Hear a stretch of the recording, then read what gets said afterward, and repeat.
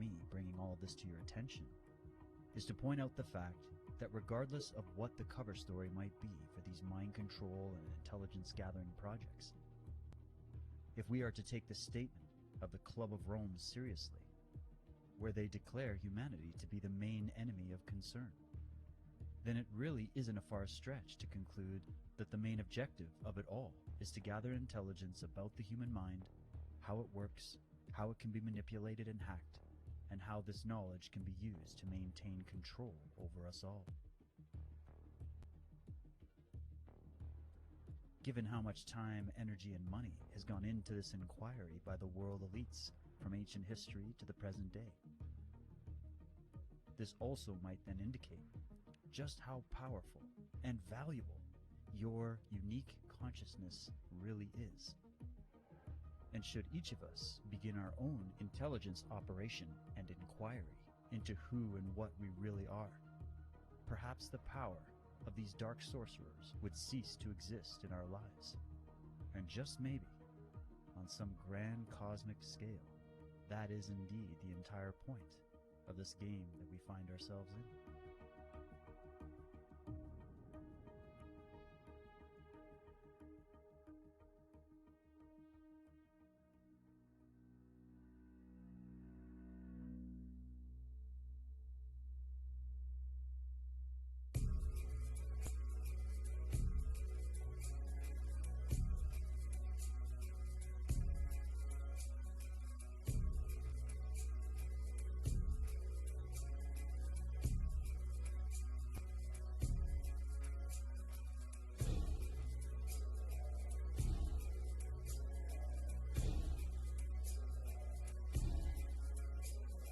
François Mitterrand, the president of France, says, "The health of citizens is a commodity which is bought and sold."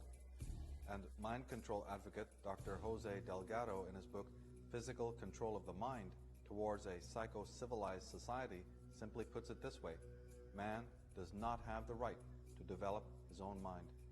Now, it turns out that the term or word Medici, refers to the 13th century Florentine patrician family who became one of the most powerful bankers as well as patrons of the arts and who provided many tyrannical popes. This word, the Medici, actually comes from that, meaning medical doctors.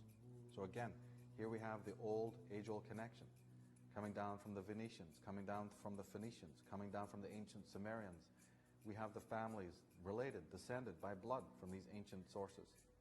And they're still up to their business, right down into modern times, massacring, creating rituals, treating people as if they're just cattle ready for sacrifice.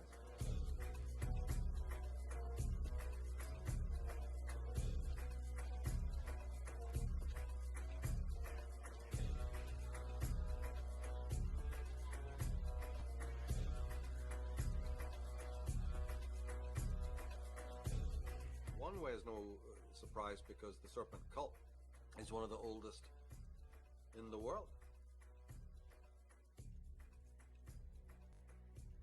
The Club of Rome membership surely showed that there were Templars, that they were Knights of Malta, and that the American government is overwhelmingly controlled by the Knights of Malta. You know, with your heads of CIA and Skull and Bones connection. Wherever you find a Skull and Bones connection, you'll find Knights of Malta. Wherever you find Opus Dei, you'll find Knights of Malta. They're all considered Catholic organizations, but that's again false. They own, Catholicism is just a mere marquee out front.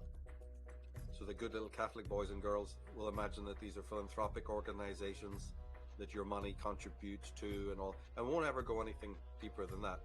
But obviously their antiquity alone, and the fact that I keep bringing out, is they were allied with some of the most bizarre, sinister groups in the Middle East, out of the time of the Crusades. These Knights Templar were assigned and aligned with some very, very powerful groups like the Italian Mercs and the Amalfi and also the Silesian Pirates.